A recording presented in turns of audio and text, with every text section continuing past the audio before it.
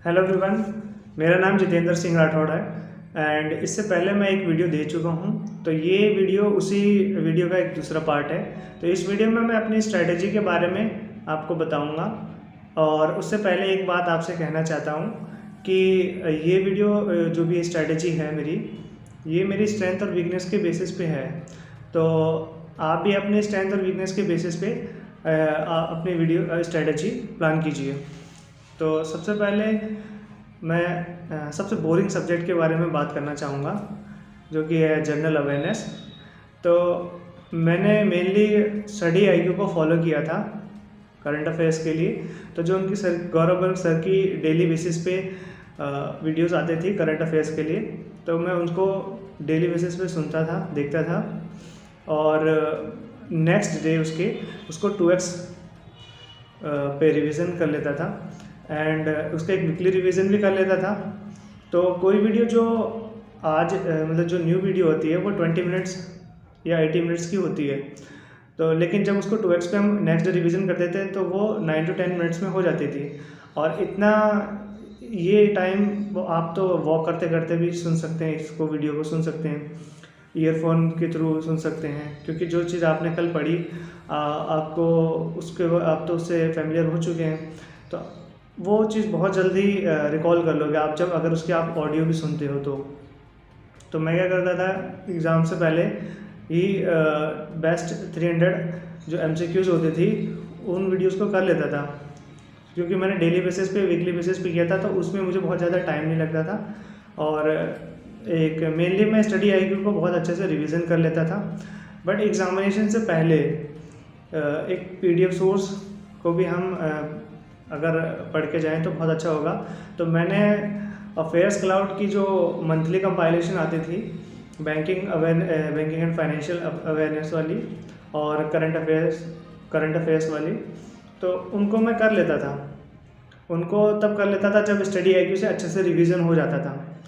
तो क्योंकि मैं ऑलरेडी करंट अफेयर्स को कर चुका हूँ एक सोर्स से और अच्छे से रिवाइज कर चुका होता हूँ, तो 60 to 70% जो PDF का पार्ट है मेरा ऑलरेडी कवर हो चुका है। तो जब मैं PDF लेके बैठा था तो बहुत कम टाइम में वो PDF भी हो जाती थी और उसे करने में इंटरेस्ट भी आता था। तो करंट अफेयर्स की ये स्ट्रेटजी थी मेरी। तो आप भी कर सकते हैं। हाँ, कुछ बच्चे जो है नोट्स बनाते प्रिपेयर करते हैं, तो आप each and every current affairs के नोट्स मत बनाइए, मैं ये सजेस्ट करूँगा। तो मैं एग्ज़ामिनेशन से पहले इसके क्विक नोट्स बनाता था, नोट्स भी नहीं कह सकते उसे। जैसे मुझे कोई अब जो 1 मंथ के हमने करंट अफेयर्स कर लिए, 2 के कर लिए, 3 के कर लिए, ऐसे करके जब हम 6 मंथ के लगभग कवर कर चुके होते हैं तो हमें बहुत कन्फ्यूज़न होता है। तो उस स्पेशली जैसे रैंकिंग से रिलेटेड कोई है कि इंडिया की रैंकिंग डिफरेंट इंडेक्सेस में कितनी है, या एग्जैक्ट कोई अमाउंट है, कोई फिगर है, कोई याद करने में।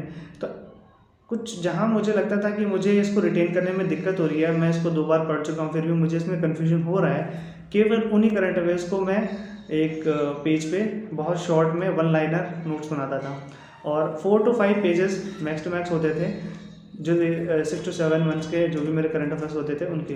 तो इसको आराम से आधे से 1 घंटे में आप इसको आराम से रिवीजन कर सकते हो, उन्हीं क्वेश्चंस को जिनको आपको रिटेन करने में ज़्यादा मुश्किल हो रही थी। तो इस तरीके से आप करंट अफेयर्स की प्रिपरेशन कर सकते हैं। और इसके बाद हम बात करेंगे इंग्लिश की। तो ये एज अ सब्जेक्ट नहीं पढ़ना, सबसे बड़ी गलती जो मैंने की थी वो इसको एज अ सब्जेक्ट पढ़ी थी। तो मैंने ग्रामर पे फोकस ज़्यादा किया था उस टाइम। तो हमारे जो नोटिफिकेशन आता है जो भी एग्ज़ामिनेशन का, तो उसमें ये जो एग्ज़ामिनेशन पैटर्न होता है, तो उसमें जो हमारे टेस्ट होते हैं उसमें ये मेंशन होता है कि आपका इंग्लिश लैंग्वेज का टेस्ट करेंगे वो, ना कि इंग्लिश का। तो लैंग्वेज को कैसे सीखा जाता है, किसी भी लैंग्वेज को सीखने के 4 तरीके हैं। आप रीडिंग करिए, डेली बेसिस पे राइटिंग करिए, कुछ लिसनिंग है एंड स्पीकिंग। अगर ये 4 चीज़ें आप डेली बेसिस पे करते हैं तो आप बहुत जल्दी किसी लैंग्वेज को सीख सकते हैं। लेकिन इसके अलावा अगर आप प्रैक्टिस करना चाहते हैं तो मैं अपनी बताता हूँ कि मैंने कहाँ से किसके सोर्स से प्रैक्टिस की, और मैं आपको ये भी बताना चाहूँगा कि कौन से सोर्सेज है, क्या चीज़ अच्छी है। तो जब मेरे मार्क्स आते थे 8 to 10 मार्क्स आते थे मॉक्स में, प्रीलिम्स के 30 में, तो उसके बाद मैंने द हिंदू न्यूज़पेपर पढ़ना स्टार्ट किया। Regular offline the Hindu newspaper मैंने डेली बेसिस पे पढ़ा। तो आफ्टर 5 to 6 मंथ्स मेरे स्कोर जो है वो 15 to 20 पे पहुंच गया। तो डेली रीडिंग की हैबिट मुझे वहाँ से लग गई थी, तो उससे मुझे बहुत बेनिफिट हुआ। तो मैं आपको सजेस्ट करूँगा कि अगर आप बिगिनर हो तो द हिंदू पे एकदम से तुरंत स्विच मत करिए। आप द इंडियन एक्सप्रेस को भी पढ़ सकते हैं, क्योंकि वो थोड़ा उसकी इंग्लिश कंपैरेटिवली द हिंदू से इजी होती है, और द हिंदू एक स्टैंडर्ड इंग्लिश न्यूज़पेपर है। तो अगर आप बिगिनर हैं तो सीधे द हिंदू मत उठाइए, आप इंडियन एक्सप्रेस है उसको पढ़ सकते हैं, और उससे बहुत अच्छे से आप कवर भी कर सकते हैं। तो इंग्लिश आप डेली बेसिस पे लिसनिंग की हैबिट भी डालिए, सुनने की, चाहे वो यूट्यूब से हो या कोई पॉडकास्ट हो या कोई इंग्लिश ऑडियो हो या ऑडियो बुक्स हुई, तो आप लिसनिंग की भी हैबिट डालिए। और स्पीकिंग की तो आप जो भी पढ़ते हैं डेली बेसिस पे उसको राइट करने के बाद उसको मिरर के सामने उसको बोलने की कोशिश कीजिए, बिना उसको देखे हुए, जो भी आपने लिखा है। और कोशिश कीजिए कि वो जो भी आपने लिखा है वो same as it is sentences आपको नहीं बोलने, आपको जो भी उस टाइम सेंटेंसेस फ्रेम कर पाएँ आप, तो उसके हिसाब से आप बोलिए। तो इंग्लिश का तो ये हो गया। हाँ, एक और चीज़ कि इंग्लिश के लिए क्विजेस के लिए तो मैंने तो मॉक से लगाया था। तो ओली बोर्ड की जो रीडिंग कॉम्प्रीहेंशंस हैं वो मुझे अच्छे नहीं लगते थे, क्योंकि उसमें बहुत डायरेक्ट क्वेश्चंस पूछ देते थे, वो दिए होते थे, तो मुझे नहीं लगता था एग्ज़ाम में ऐसे क्वेश्चन आते हैं। तो ओली बोर्ड के जो रीडिंग कॉम्प्रीहेंशन के अलावा जितने क्वेश्चंस होते हैं इंग्लिश में वो बहुत अच्छे होते हैं। तो आप ओली बोर्ड में उन सारे क्वेश्चंस की वहाँ से प्रैक्टिस कीजिए। अगर आपके पास मॉक्स एक्स्ट्रा पड़े हैं तो आप उसको सबमिट कर करके वहाँ से प्रैक्टिस कीजिए। हाँ, रीडिंग कॉम्प्रीहेंशन के लिए प्रैक्टिस मॉक अच्छा मॉक है, वहाँ से उनके क्वेश्चंस ठीक होते हैं, उसमें एकदम डायरेक्ट क्वेश्चंस नहीं होते हैं, एग्जामिनेशन लेवल के जैसे होते हैं। तो प्रैक्टिस मॉक से रीडिंग कॉम्प्रीहेंशन आप अच्छे से कर सकते हैं। हाँ, रीडिंग कॉम्प्रीहेंशन के अलावा जो भी क्वेश्चंस होते हैं प्रैक्टिस मॉक में वो भी अच्छे होते हैं, काफ़ी अच्छे लेवल के होते हैं। इंग्लिश काफ़ी सही होती है, एग्ज़ाम लेवल होती है प्रैक्टिस मॉक में। तो आप मॉक से भी प्रिपरेशन कर सकते हैं इंग्लिश की। तो उसके बाद में मैं बताना चाहूँगा आपको वोकैब के लिए।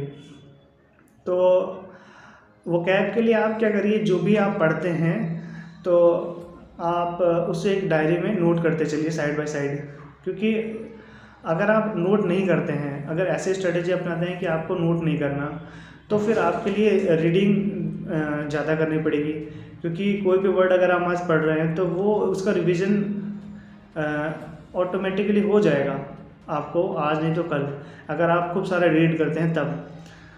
बट अगर आप उसे डायरी में नोट करना चाहते हैं तो आप वहाँ से रिवाइज़ कर सकते हैं। और मैं डायरी में नोट करके चलता हूँ जो भी वर्ड्स आते हैं उनको। तो इससे क्या होता है, रिवीजन करने में बहुत आसानी होती है और वोकैबुलरी बहुत अच्छी भी हो जाती है एक टाइम बाद। तो इसके बाद मैं बात करना चाहूँगा रीजनिंग की। तो रीजनिंग में देखो, चाहे आप किसी भी बैकग्राउंड से हो, कॉमर्स से हो, साइंस से हो या आर्ट्स से हो, तो रीजनिंग में सभी किसी ने भी स्कूल में अब नहीं पढ़ा आपने, ठीक है। तो ये एक एबिलिटी है, रीजनिंग एबिलिटी सब्जेक्ट लिखा होता है ना, तो ये आपकी चेक की जाती है। आपने ये सीख लिया कि पज़ल को सिंबॉलिक वे में लिख के उसके बाद में उसको सॉल्व करना है, तो ये इसके बाद में तो आपकी सारी प्रैक्टिस है ना। तो आप इसको जितना हो सके मॉक टेस्ट से, और ओली बोर्ड के मॉक्स की रीजनिंग बहुत अच्छी होती है, अच्छे लेवल की होती है, वहाँ से अगर प्रिपेयर कर लेंगे तो आप बहुत आराम से कर जाएंगे एग्ज़ाम की रीजनिंग। तो ये मेरा एक वीक सब्जेक्ट रीजनिंग रहा है। तो मैंने स्पेशली कि मैं तो टारगेट ग्रुप में ऐड था बी ऑप्टिमिस्टिक के, तो मुझे रीजनिंग की कोई दिक्कत नहीं हुई कि वहाँ से मैं डेली बेसिस पे मुझे पजल्स, मेरे को ये था कि 4 to 5 पजल्स मेरे को करने हैं, तो वहाँ से मिल जाते थे और मैं कर लेता था। तो मैं मॉक्स पे ज़्यादा स्विच नहीं करता था, मैं मॉक्स पे एग्जामिनेशन से पहले स्विच करता था। लेकिन डेली बेसिस पे जो प्रैक्टिस थी वो 4 to 5 पजल्स मैंने मेन सी करनी है वो वहाँ से मुझे मिल जाती थी और आराम से हो जाता था। उसके अलावा मिसलेनियस क्वेश्चन भी मिल जाते थे मुझे उसमें, तो वो वहाँ से मेरा हो गया वो चीज़। और इसके अलावा जो आखिरी बचता है वो है क्वांटिटेटिव एबिलिटी या क्वांटिटेटिव एप्टीट्यूड। तो ये सब्जेक्ट थोड़ा मुझे अच्छा लगता है शुरू से ही, क्योंकि मैं साइंस बैकग्राउंड से हूँ, तो ये मुझे वैसे भी बहुत अच्छा लगता था पहले से भी। तो अर्थमेटिक, क्योंकि मेरी प्रिपरेशन को काफ़ी लंबा टाइम हो गया है, तो मैंने बहुत डिफरेंट सोर्सेज से क्वांट के लिए पढ़ा है। तो जब मैं स्टार्ट किया था इसको, तब मैंने अमर सर नाम से एक चैनल है यूट्यूब में, वहाँ से मैंने पढ़ाई की थी इसके लिए, अर्थमेटिक के लिए। और उसके बाद में मैं मेरिट शाइन चैनल पे एक प्लेलिस्ट थी SBI PO 2017, तो सर ने उसमें चैप्टर वाइज वीडियोस डाल रखे हैं, और वो 2-2 ढाई घंटे की एक वीडियो है, बट बहुत ज़्यादा सीखने को मिला वहाँ से। तो एक बार आप चाहे तो विजिट करके देख लीजिए, और आपको लगता है कोई एक वीडियो देख लीजिए, कोई एक भी चैप्टर के उठा के, और आपको लगता है कि वो आपके हिसाब से ठीक है, आपको अच्छी लगती है, तो आप उसको कंटिन्यू कीजिए, आपको बहुत बेनिफिट होगा उससे। तो क्वांट में स्पेशली जो आपको करना है वो आपको अपनी कैलकुलेशन स्पीड बढ़ानी होगी, क्योंकि देखो प्री में कितने क्वेश्चंस पूछे जाते हैं अर्थमेटिक के, मैक्स टू मैक्स 10 पूछे जाएंगे। बाकी जो 25 क्वेश्चंस होते हैं वो कैलकुलेशन बेस्ड होते हैं। अगर आप कैलकुलेशन बहुत अच्छी कर पाते हैं तो आप इजीली आप क्वांट में बहुत अच्छा स्कोर करेंगे। तो कैलकुलेशंस अच्छी करने के लिए आपको मैं तो देखो 30 तक टेबल्स और स्क्वायर 30 तक या 40 तक स्क्वायर, और स्क्वायर रूट्स जो है वो 30 तक स्क्वायर रूट्स, क्यूब रूट्स 15 तक, ये सब प्रिपेयर मैंने पहले से, ये तो मुझे अच्छे से कर लिया था। ये किसी भी टाइम आपसे पूछा जाए, आपको याद हो, आप बता सके आंसर, इतने अच्छे से प्रिपरेशन कीजिए इनकी। तो कैलकुलेशन बहुत अच्छी करनी है, और ये आपको भी पता है कि बैंकर में ये एक एबिलिटी होनी चाहिए कि वो बहुत जल्दी कैलकुलेट कर सके, तो एग्जामिनेशन वही टेस्ट करेगा आपका। तो ये थी मेरी स्ट्रेटेजी। तो अगर आपको इसमें से कुछ भी अच्छा लगे या कुछ सीखने को मिलेगा तो आप उसे ज़रूर अप्लाई कीजिएगा। और आप लोग की तो ये गुड न्यूज़ भी है, जो आप सभी को पता चल चुकी होगी कि PNB ने भी अब वैकेंसीज ऐड कर दी हैं IBPS PO में और IPS क्लर्क में। तो ये बहुत अच्छा चांस है आपके लिए, गोल्डन अपॉर्चुनिटी है। जिन लोगों का SBI के PDF में नाम नहीं था, तो आप लोग बहुत अच्छे से प्रिपेयर कीजिए और नेगेटिविटी से दूर रहिए जितना हो सके। तो आप सभी को आने वाले एग्ज़ाम्स के लिए ऑल द बेस्ट।